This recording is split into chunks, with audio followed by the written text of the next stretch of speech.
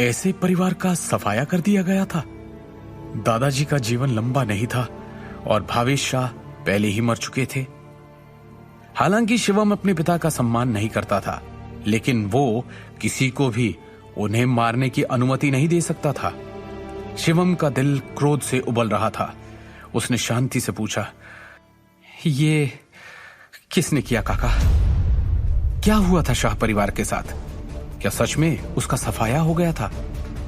शाह परिवार के सफाई की बात सुन शिवम गहरे सदमे में था। भैरव का चेहरा उदासी से भरा था और उसके आंसू नहीं रुक रहे थे। वो अपनी आवाज में कड़वाहट के साथ बोलता गया, मैं शाह मेंशन आपके पिता बड़े मालिक के आदेश पर रुका था। उनके ही आदेश पे आपको ढूंढने के लिए घर छोड़ा।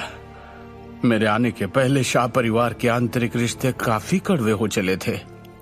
आपके तीनों छोटे चाचा परिवार पे कब्जा करना चाहते थे।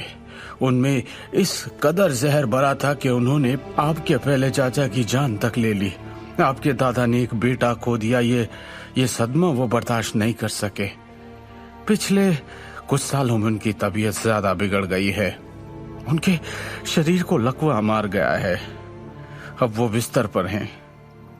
मैंने सपने में भी नहीं सोचा था कि एक रात में शाह परिवार की 2 पीढ़ियां तबाह हो जाएंगी। परिवार की सभी संपत्तियों के मालिक बदल गए।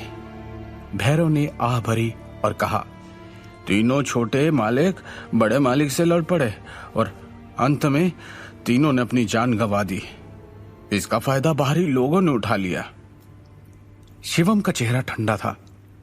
उसने पूछा, किसे फायदा हुआ? कौन था वो बाहरी?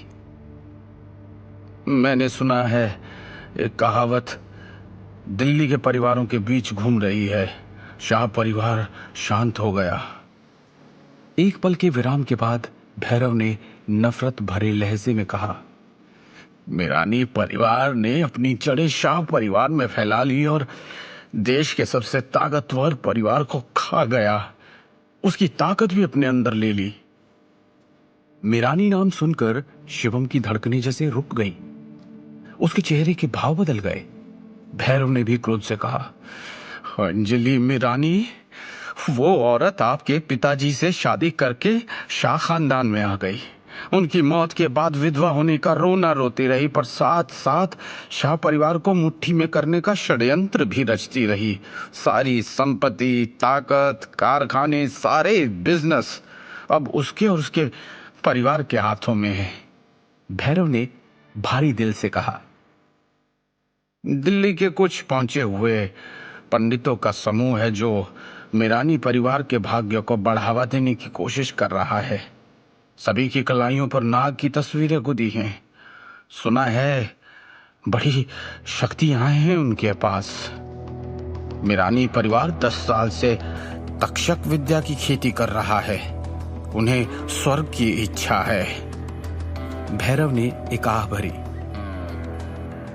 न केवल मीरानी परिवार ने पूरे शाह परिवार को नष्ट कर दिया, बल्कि उन्होंने उनकी हर चीज पर भी कब्जा कर लिया।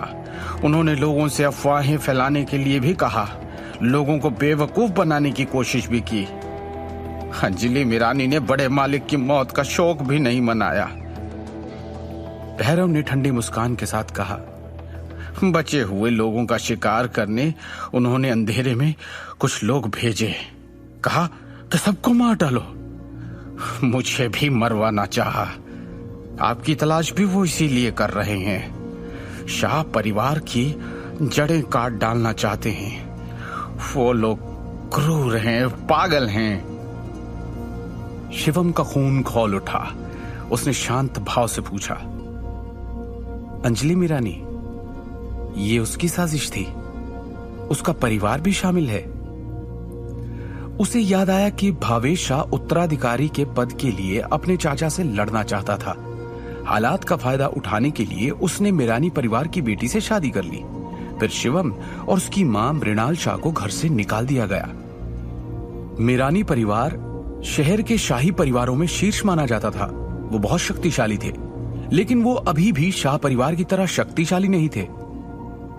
हाँ, अंजलि मीरानी का पूरा परिवार इस षड्यंत्र में शामिल है। भैरव ने आगे कहा, बड़े मालिक को हमेशा ये शक था कि परिवार में कोई तो गद्दार है।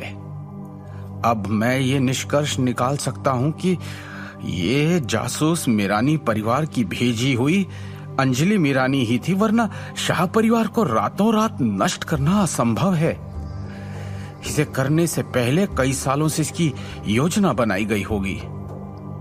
बड़े मालिक ने अंजलि मीरानी से शादी करके अनजाने में शाही परिवार के विनाश का बीज बो दिया था। आगे की कहानी जानने के लिए देखिए अगला एपिसोड सिर्फ पॉकेट एफएम के यूट्यूब चैनल पर, और शिवम द हिडन वॉरियर के सारे एपिसोड्स को सुनने के लिए डिस्क्रिप्शन में दी लिंक से डाउनलोड करें पॉकेट एफएम ऐप।